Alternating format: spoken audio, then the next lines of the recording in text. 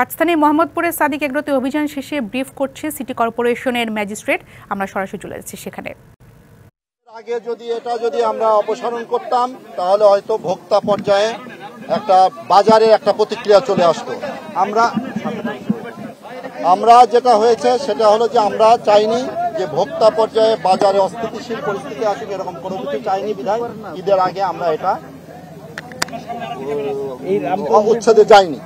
ঠিক আছে, আমরা ওনাদেরকে নোটিশ দিয়েছি, সেই নোটিশের উনি কোনো জবাব দেননি কিংবা উনি কোনো প্রয়োজনীয় ব্যবস্থা নেননি, যে কারণে আজকে আমাদের উচ্ছেদে আসছে। এখানে আরেকটা কথা যে আমাদের জমির মালিক যে বলতেছিল আব্দুল আলিম, সে বলতে জমির মালিককে কোনো নোটিশ করা হয়নি, সাদেক এগ্রোর কাছে সে লিজ দিচ্ছে, ভাড়া দিচ্ছে, সাদেক এগ্রোর বরাবর নোটিশ দিচ্ছে।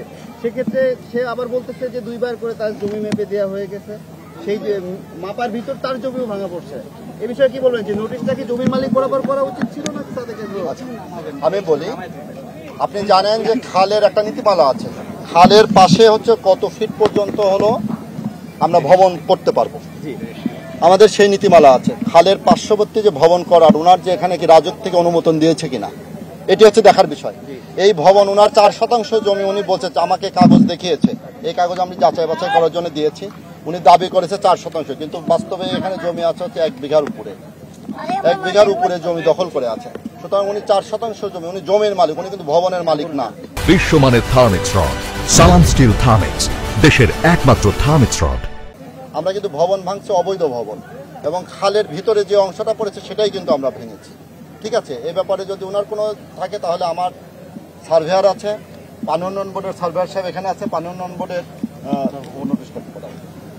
বোর্ডের লোকজন এখানে আছে, উনি দেখাতে পারে যে ওনার জায়গার মধ্যে ঢোকা হয়েছে। এখানে কারো ব্যক্তিগতভাবে প্রতিহিংসা, কারো ব্যক্তিগতভাবে ইনজাস্টিস হওয়ার কোনো সুযোগ নেই।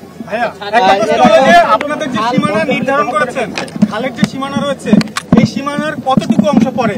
আমি আরেকটা প্রশ্নটা শেষ করি, সেটা হলো যে আমরা যতদূর জানি যে খালের বা নদীর একটা ফোর্সোর থাকে এবং সেই ফোর্সোরের পর থেকে আসলে স্থাপনা তৈরির নিয়ম আছে।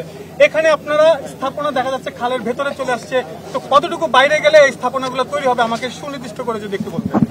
ফোর্সো ল্যান্ড বলতে যেটা বোঝায় সেটা হাইকোর্টের একটা, মহামান্য হাইকোর্টের একটা নির্দেশনা আছে। এখানে যেটি আছে সেটি হলো যে আপনার 30 ফিট পর্যন্ত কোনো স্থাপনা করা যাবে না ফোর্সো ল্যান্ড, খালের আশপাশে। এখন যেটা আছে সেটা হচ্ছে আমাদের ডিমার্কেশন করা আছে, সার্ভেয়ার 5 নং বোর্ডের সার্ভেয়ার এখানে আছে, ডিমার্কেশন যে যতটুকু করা আছে সেটা অবৈধ স্থাপনা যেটা আছে পুরোটাই ভাঙা হবে, অবৈধ স্থাপনা, এবং ধাপে ধাপে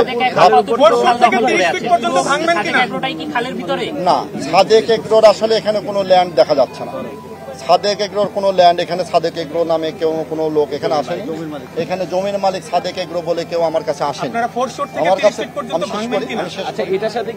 আমি সাদেক এগ্রো বলে আসলে কেউ আসেনি, এখানে একজন জমির মালিক এসেছিলেন, যিনি সম্ভবত সাদেক এগ্রোতে উনি জমিটা ভাড়া দিয়েছেন।